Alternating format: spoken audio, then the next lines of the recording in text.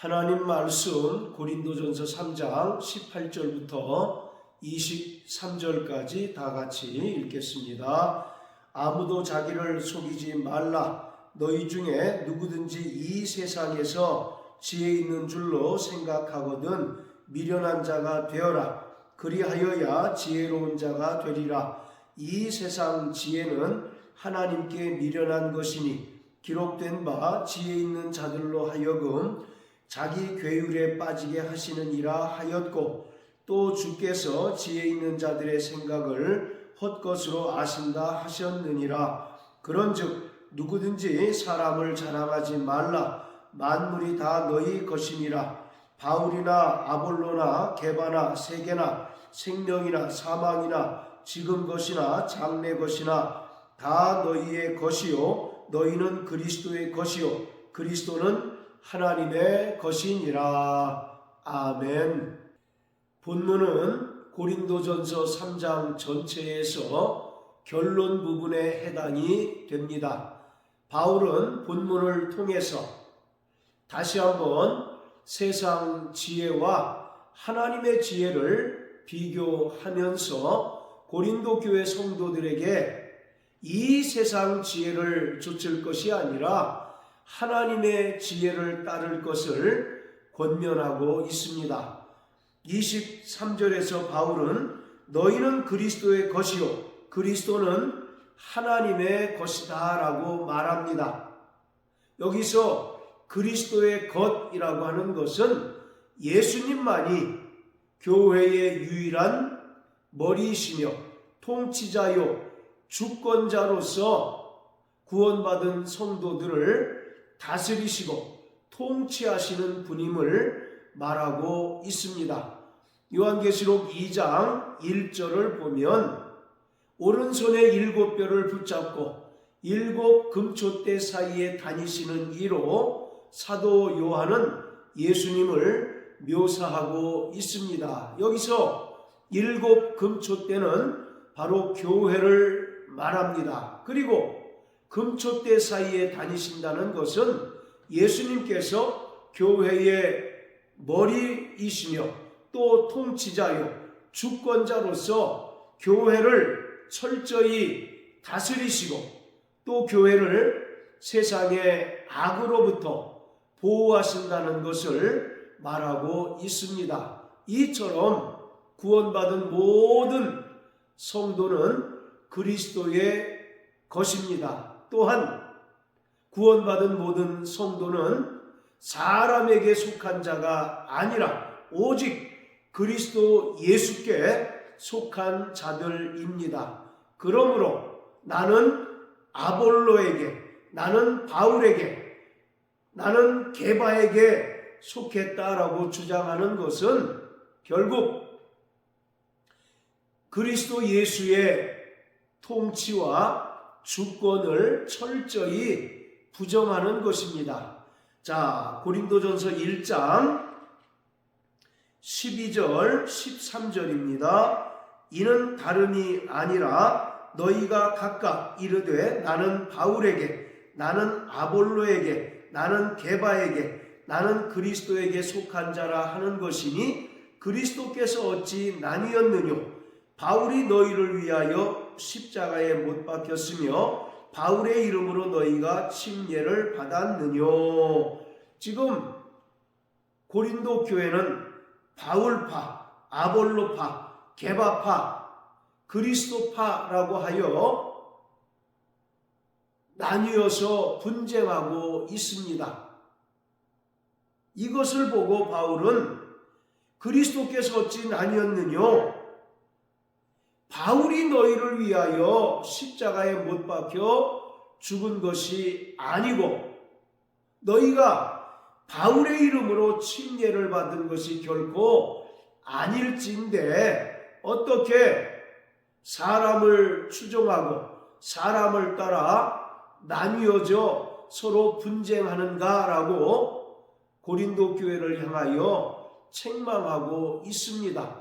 오직 인간을 위하여 십자가에 달려 죽으신 이는 바로 하나님 아들 예수 그리스도 정도입니다. 그리고 우리가 침례를 받은 것도 오직 예수 그리스도의 이름으로 받은 것이기에 결코 우리는 나뉘어질 수 없음에도 불구하고 사람들이 이 세상의 지혜를 따라 사람을 추종하다 보니 결국 교회가 나뉘어지고 또 분쟁 중에 있다는 것입니다.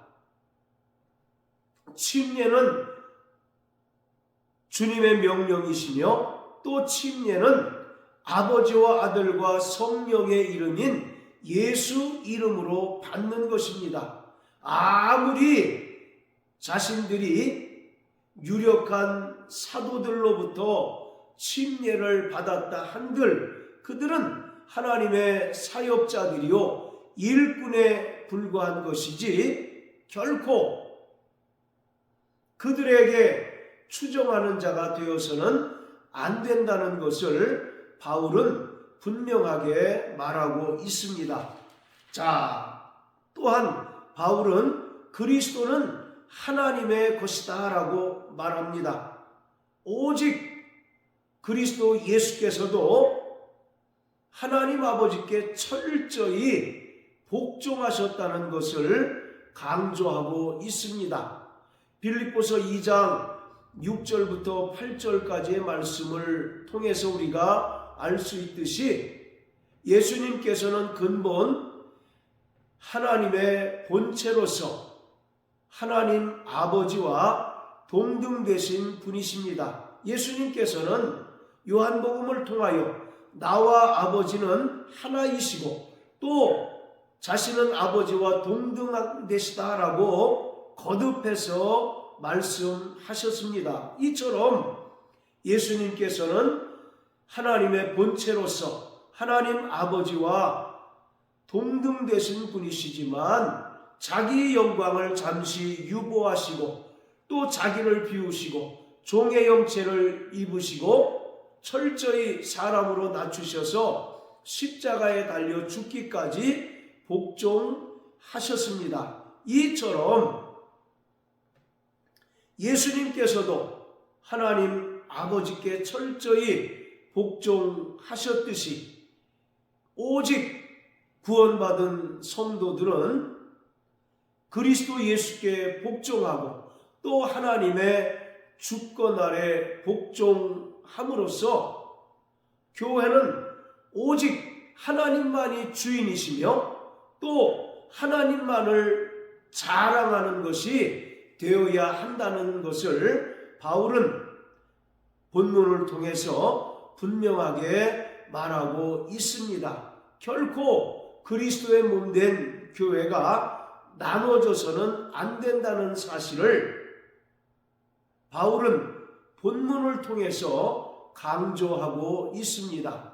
그렇지만 여전히 이 세상 지혜를 쫓는 자들은 사람을 추종하게 되고 또 사람의 권위 앞에 복종함으로 인하여 서로 교만하여짐으로써 교회가 나뉘어지고 또 분쟁에 휩싸이게 되는 것입니다. 고린도전서 1장 12절에서 바울이 언급한 것처럼 지금 고린도 교회는 네 파로 나뉘어 서로 분쟁하고 있습니다. 그렇지만 실질적으로 바울을 추종하는 이들과 아볼로를 추종하는 이들이 극심한 대립 가운데 있는 것입니다. 바울은 바로 고린도 교회를 개척한 자요. 그리고 아볼로는 바울의 후임으로 고린도 교회에 부임하여 고린도 교회에서 목회를 했던 인물입니다. 두 사람이 개인적인 원한이나 또는 거리낌은 결코 없었습니다. 그렇지만 바울을 추종하고 또 아볼로를 추종하는 이들로 인하여 마치 바울과 아볼로가 반목하고 갈등한 것처럼 보일 뿐입니다. 자, 고린도후서 11장을 보시겠습니다. 고린도후서 11장 자 6절입니다. 내가 비록 말에는 졸하나 지식에는 그렇지 아니하니 이것을 우리가 모든 사람 가운데서 모든 일로 너희에게 나타내었노라. 바울이 내가 비록 말에는 졸하다라고 이렇게 말하고 있습니다. 이것은 아볼로에 비해서 상대적으로 말에 졸하다라는 의미입니다. 아볼로는 이집트의 알렉산드리아 출신입니다. 알렉산드리아라고 하는 곳은 당시에 수사학이 고도로 발달한 지역입니다. 수사학이라고 하는 것은 대중 연설을 잘 하도록 가르치는 학문입니다. 따라서 아볼로는 구약에 능통했을 뿐만 아니라 언변에 뛰어난 인물이었습니다. 그러기에 고린도 교회 성도들은 바울보다 언변이 뛰어난 아볼로를 더 인정을 해 주었고, 그래서 바울보다 상대적으로 아볼로를 더 추종함으로 인하여 바울을 따르는 이들과 갈등을 빚게 되었고 또 대립하게 되었던 것입니다. 고린도 교회가 네 파로 나뉘어 갈등하지만 말씀드린 것처럼 실질적으로는 바울을 따르는 이들과 아볼로를 따르는 이들이 극심한 대립하는 가운데 있었던 것입니다. 그래서 바울은 이러한 분쟁의 문제를 해결하기 위해서 고린도 교회 성도들에게 너희가 이 세상 지혜를 따르지 말고 하나님의 지혜를 따를 것을 권면합니다. 자, 또 고린도전서 4장을 다 같이 보시겠습니다. 형제들아, 내가 너희를 위하여 이 일에 나와 아볼로를 가지고 본을 보였으니 이는 너희로 하여금 기록된 말씀 밖에 넘어가지 말라 한 것을 우리에게서 배워 서로 대적하여 교만한 마음을 먹지 말게 하리.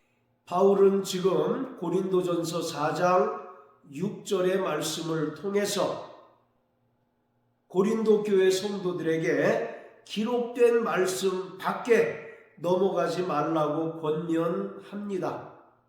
사도 바울은 무려 고린도 지역에서 1년 6개월을 머물면서 고린도 교회 성도들을 철저히 진리로 양육하고 또 하나님 말씀으로 가르쳤습니다. 그런데 사도 바울이 떠난 후에 고린도 교회 성도들이 이러한 사도 바울의 가르침을 벗어나서 기록된 말씀 밖에 넘어섬으로 인하여 서로 대적하고 또 교만한 마음을 품게 됨으로써 교회가 여러 분파가 발생하고 또 분쟁 중에 있게 되었습니다. 그래서 사도 바울은 기록된 말씀 밖에 넘어가지 말라고 고린도 교회 성도들에게 권면하고 있는 것입니다. 성도들의 신앙생활 가운데 대단히 중요한 것은 기록된 말씀 밖에 넘어가지 않는 것입니다. 기록된 말씀을 초월하게 되면 성령이 역사하지 않습니다. 기록된 말씀을 초월하게 되면 성령의 인도하심이 나타나지 않습니다. 철저히 성령은 기록된 말씀을 수레 삼고 오시고 또 역사하시는 분이신데, 구원받은 성도들이 기록된 말씀을 넘어가게 되면 성령의 역사가 나타나지 아니하고 성령이 더 이상 인도하지 않습니다. 그렇게 되면 성도들이 더 이상 하나님의 지혜를 따르지 못하고 이 세상 지혜를 따르게 되고, 철저히 그리스도 예수의 말씀에 복종하는 삶 대신 사람을 추종하고 또 사람의 권위에 복종할 수밖에 없습니다. 이렇게 되면 결국 교회가 여러 분파로 나뉘고 또 교회 안에 하나님께서 싫어하는 당이 생기게 됨으로 인하여 그리스도의 몸된 교회가 나뉘어지게 되는 것입니다. 마태복음 4장에서 예수님께서 광야에서 마귀로부터 3번의 시험을 받으실 때에도 기록된 말씀으로 마귀의 시험을 이기셨습니다. 예수님께서 40일 동안 금식하시고 광야에서 줄이실 때 마귀가 나타나 예수님을 3번씩이나 시험하였습니다. 네가 하나님의 아들이거든 이 돌들로 떡덩이가 되게 해서 먹어보라고 시험합니다. 그때 예수님께서는 신명기에 기록된 말씀을 통해서 마귀의 시험을 이기셨습니다. 사람이 떡으로만 살 것이 아니라 하나님의 입으로부터 나온 말씀으로 살 것이라는 말씀을 통해서 첫 번째 시험을 이기셨습니다. 그리고 두 번째, 마귀는 예수님을 거룩한 성 예루살렘으로 데리고 가서 이곳에서 뛰어내려 봐라. 네가 하나님의 아들이거든 천사들이 너를 받들어 줄 것이 아니냐라고 제안을 합니다. 이때도 예수님께서는 신명기에 기록된 말씀을 통해서 마귀의 두 번째 시험을 이기셨습니다. 자, 그리고 세 번째, 또 마귀는 예수님을 지극히 높은 산으로 데리고 가서 천하만국과 영광을 보여주면서 나에게 경배하기만 하면 이 모든 영광을 너에게 주리라고 제안을 하였습니다. 이때에도 예수님께서는 기록된 말씀을 통해서 마귀의 세 번째 시험을 이기셨습니다. 이처럼 예수님께서는 영원전부터 하나님과 함께 계셨던 하나님의 아들이시지만 그가 이 땅에 육체로 계실 때에 철저히 기록된 말씀을 통하여 마귀의 세 번의 시험을 이기시고 또 극복해 내셨습니다. 이처럼 하나님의 아들이신 예수님께서도 기록된 말씀을 통하여 마귀의 시험을 이기셨는데, 하물며 연약한 성도들이 기록된 말씀을 의지하지 않고 기록된 말씀 밖에 넘어가게 된다면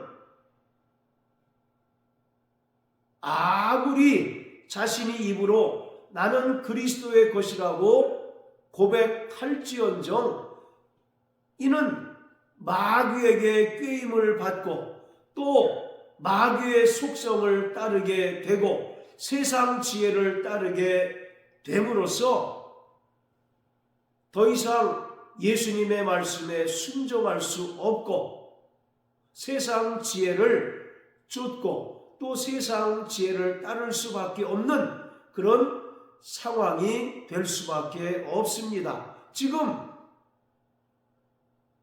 고린도 교회가 그러한 상황에 놓여져 있는 것입니다. 그들이 철저히 헌신하고 또 수고하여 바울이 진리로 저들을 양육하고 가르쳤지만 바울의 가르침을 망각하고 그들이 기록된 말씀 밖에 넘어섬으로써 이제 세상 지혜를 따르게 됨으로써 서로 대적하고 또 교만한 마음을 품어서 나는 바울파요, 나는 아볼로파요 라고 하여 분파로 나뉘어 분쟁하고 있습니다. 이 상황을 들은 바울의 심정이 얼마나 괴롭겠습니까?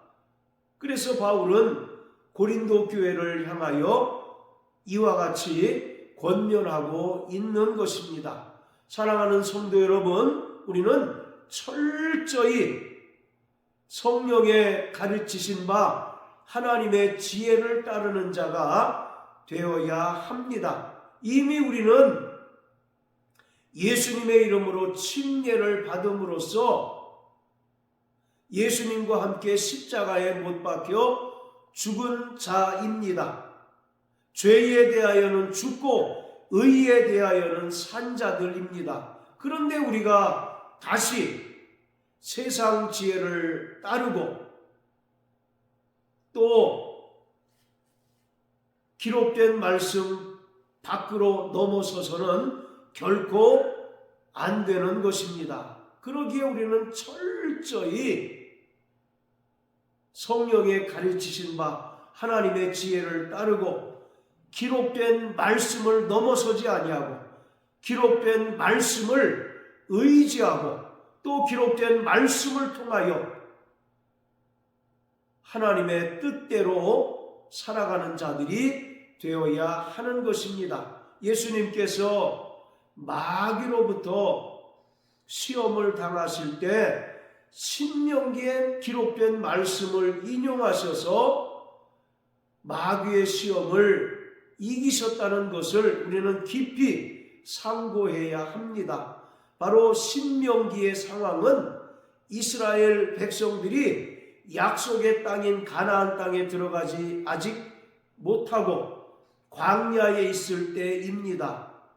성도들이 살아가는 이 세상이 바로 광야인 것입니다.